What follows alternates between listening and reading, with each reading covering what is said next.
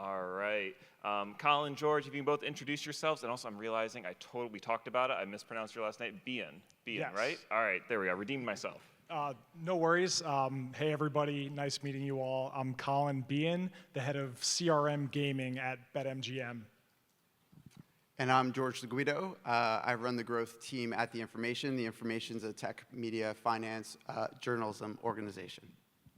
All right, so where I'd love to start is with a real example. I think everyone clamors over personalization. We can wax poetic about the impact of it to our audiences, but I would just love to know, like, in your personal lives, is there a recent example that stood out to you as, wow, that brand got me? Yes. So I get inspired by Instagram personally. I really enjoy how they use a variety of different recommendations and suggestions in a very elegant way.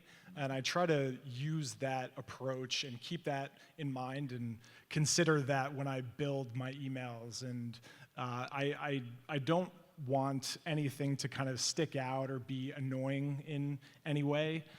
So I really kind of get inspired by the meta platforms.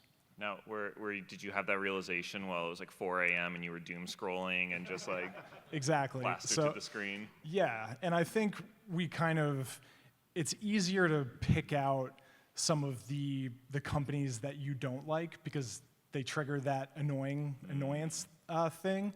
And I really enjoy how Instagram is kind of seamless and they're spot on what they're recommending, and I just try to keep that in mind. And for me, it's got a brand that's been mentioned here before on stage, but Duolingo. I don't like Katie either. I'm sorry. She always edges me out every week. But I really enjoy the gamification of not only the app, but their emails, the nudges, the push notifications. They just bring all of the data to the forefront where it's not creepy because they know everything about kind of what I'm learning, my lessons, how often I've been on the app. So it's relevant, and that relevancy really kind of speaks to me and gets me engaged within that overall experience. So I really enjoy what they do. I love that you brought up data. That is a beautiful tee up to my next question. I would love to start with that as the foundation for this discussion.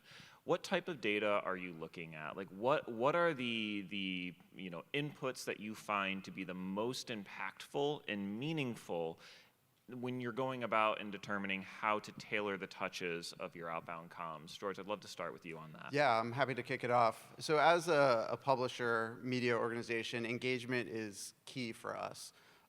So we're looking at behavioral metrics, where you're consuming our journalism, what device you are on, how often you're coming back to the platform, either on mobile, desktop, or mobile web. Are you interacting with our email messages, push notifications, browser notifications? What kind of content are you reading? Really across the spectrum from an engagement perspective.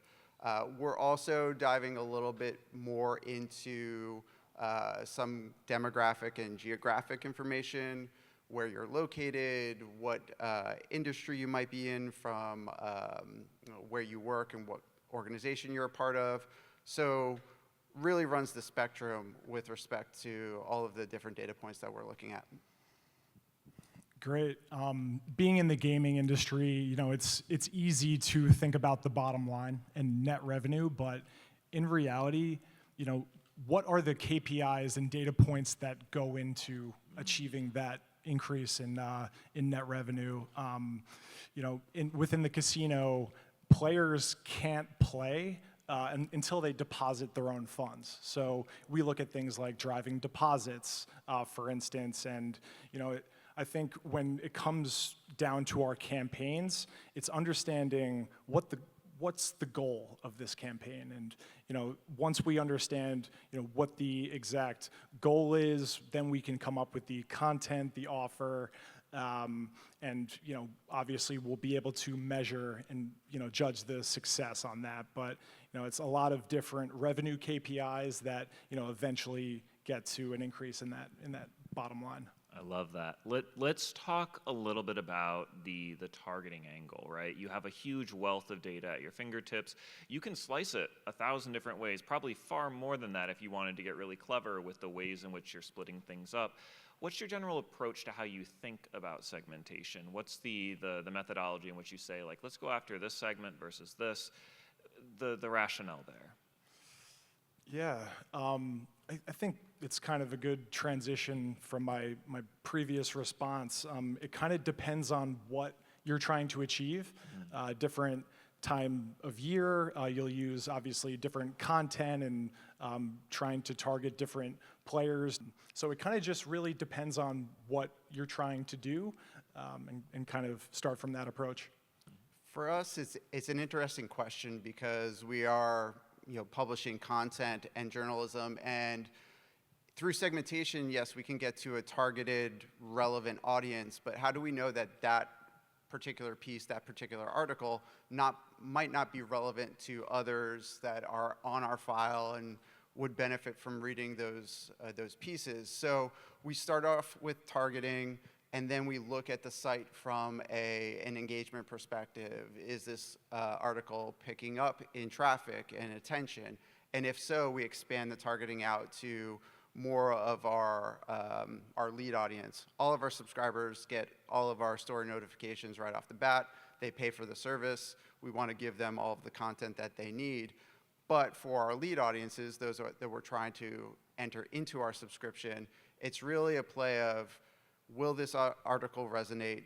What is speaking to these audiences? And how can we not over message to audiences and still move them further down funnel to that conversion experience? So it is a delicate balance, but again, we're looking at those engagement metrics to help us segment. Got it. I love it. Let's start talking a little bit about maybe a bit of a triggering word for some folks in the room, one-to-one. I think everyone here has probably at some point in their OKRs or annual goals been chartered with deliver one-to-one marketing. But the spectrum from mass market down to the individual is huge. How do you think about where to place yourself on that curve? How do you determine the right maturity of your program and readiness for something like one-to-one marketing? It's a good question. I mean, the way I look at it is risk-reward, right? And so for us, we're a small team. We like to get, as I mentioned multiple times, as much relevant content to our subscribers and leads as we can.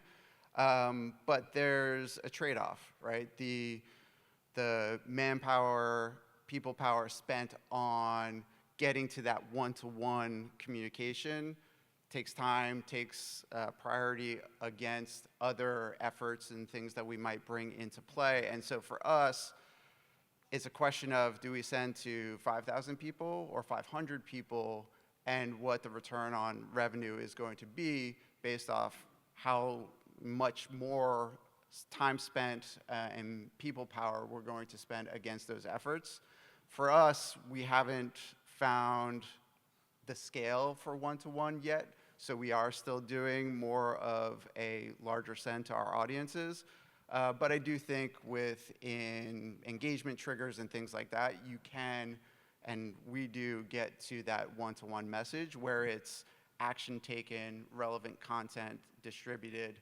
We've yet to really, grow into the large-scale one-to-one, large-scale marketing efforts. Yeah, you bring up some good internal factors, about capacity and such. I also feel that it's important to kind of gradually roll it out and kind of consider how your brand is showing up and not making a dramatic change because you've made this investment in a personalization tool. So I think it's pretty important to kind of gradually roll out and test different pieces of content within your emails and different campaigns. really tracking and monitoring how each of those things are doing, and kind of listen to your audience too to see what the response is. Yeah, I think you bring up a good point there, and I heard the word uttered again on the stage earlier, but the creepiness factor of that one-to-one. How much does an organization really know about me? How much do I want them to know about me? And how much do I want them to show me how much they know about me? Or, three different things there. And so for us, we're actually working on an initiative right now for our subscribers to create a more unique experience where they can discover more about their reading behaviors, the content they like, the reporters that they frequent, and things like that. And for us, the big challenge is how do we display that information to them without telling them we're following them and we know all that information. Of course, we've all been in this world of tracking and cookies and things like that for a while. So there's some expectation that they know what we're tracking and things like that, especially when it's explicit on our cookie policies and terms and things like that. But still, when you're confronted with it head on, it is still a little bit jarring. So for us, it's trying to find that mix of the best way to articulate that and get that out to the masses. Yeah, so I think you're both starting to touch on this idea of test and learn, a learning agenda. Can you bring us a bit into your thinking on how you construct that? How do you prioritize within the laundry list of things you could chase after, the learnings you want to go get? How do you determine what to tackle first? Yeah, I think we need to kind of keep in mind the key KPIs we're trying to measure, and really understand how to influence those. I think it really kind of goes back to what we've been talking about and just really defining the objective and measuring and tracking all of the tests and campaigns that we've kind of deployed in the past, where we've seen our success, all the learnings and lessons that we've had, and kind of continuously just try to tweak and improve and put our best foot forward. Yeah, I think adherence and kind of ownership of those KPIs is really important. For us at The Information, we're 100% subscription based, so you can't read our content without a paid subscription. And our real two key KPIs are revenue and subscriber growth. Those go hand in hand. On the subscriber side, you have acquisition, obviously, and then retention of existing subscribers. So when we look at testing, we're looking at those three windows to evaluate, is this test going to move the needle in revenue? If so, is it acquisition? Is it retention? And then again, what the risk reward is of those campaigns, even of that test. Are we missing out on opportunity by putting a test, waiting for the results? Do we run something where it's a constant iteration of testing and things like that? So there's a lot of different factors, but we try to test in almost everything that we do in some way, shape, or form, just to bring those learnings back to help us influence future campaigns. And then when you're done with your tests, you've completed it, you've gotten the result out, how do you approach scaling it out? Is there a framework, tools, technologies? What is the way in which you think through applying that learning to your broader program?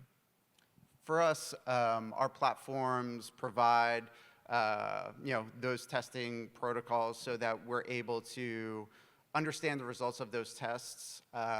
We're able to bring that data back into our data warehouse, where we then visualize those results and are able to execute from there into our execution platforms.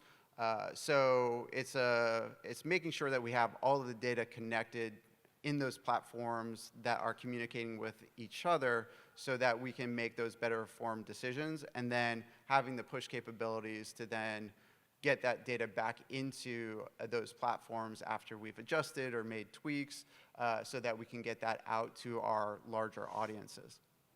Great, yeah.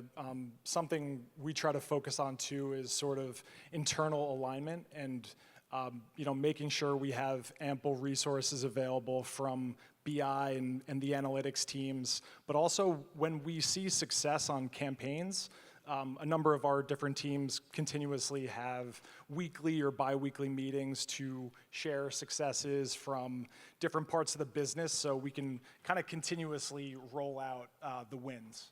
Got it. All right, final question. For folks in the room that may be starting their personalization journey, maybe today there's even folks here sending a total mass market email to everyone with no differentiation at all. I hope that's not the case, but maybe you are. Where should they start? What is your recommendation for how you begin to tackle what can feel like this insurmountable mountain of every opportunity to personalize? Yeah, I think an interesting place to start is within customer onboarding. That way, when a customer is first introduced to your company and your brand, they are getting recommendations immediately. So it's nothing new or changes down the line. It's something they are sort of immediately introduced to and become accustomed to right off the bat. Yeah, I would say start small. I mean, we're all here at an email show. We probably all have ESP that we work with that provides technology and reporting information based off of opens, clicks, probably a host of other information.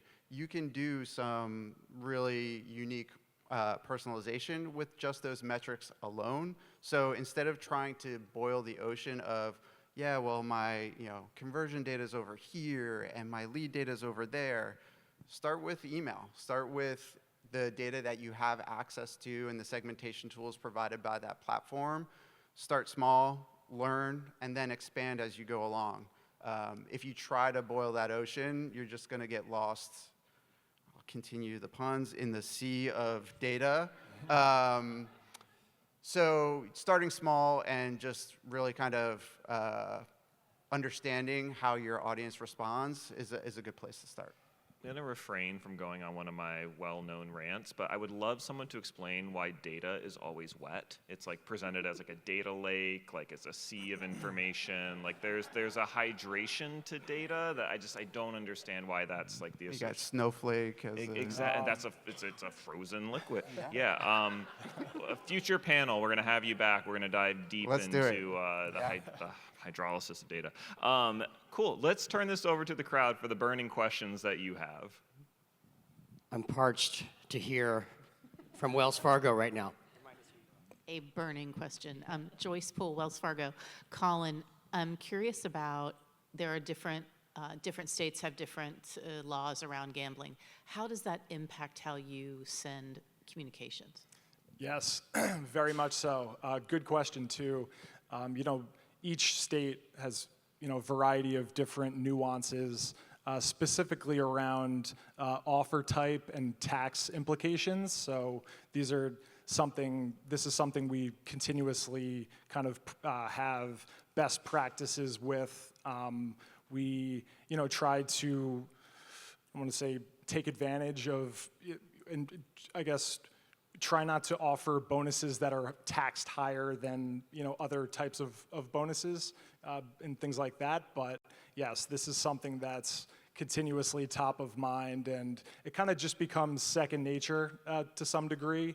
When we think of new campaigns, like I said, we kind of have our best practices of how we operate in each region, and also with Canada as well, where Ontario gaming is legal. So yes, something that's top of mind. Of course, Ryan. Don't give him the microphone. I need your cane, Ryan. Yeah, what he said. George, even though you look like an 18-year-old, you've been in this industry for like 22 years. Thank you for outing me. You're welcome. What is, within the personalization realm, what is the one or two things that you think has been revolutionary for marketers over that period of time? Oh, geez. I know. That's a great question. Revolutionary. I'm not a client, but I love what Movable Ink has done with the just the interactivity of email. I feel like since I started in this business, we've been talking about dynamic content in email, and we're still talking about it. And so it's the thing that doesn't go away. But I think that that interactivity in email has been pretty astounding in what we're able to do there. The second thing I would add to that is segmentation. I mean, we've talked about it. The amount of data that we now can have access to and the ease of our ability to segment that data and then make it actionable, I think has really been revolutionary for the industry. Yes, we all have, reams and reams of data. It's been sitting in databases for years and years and years, but over probably the last maybe 5 to 7 years, the push to make that data actionable has really influenced and changed the industry as a whole. So I think those really two things have been pretty incredible. All right. Well, thank you both. Really appreciate the insight on personalization. Thank you. Well done. Well done.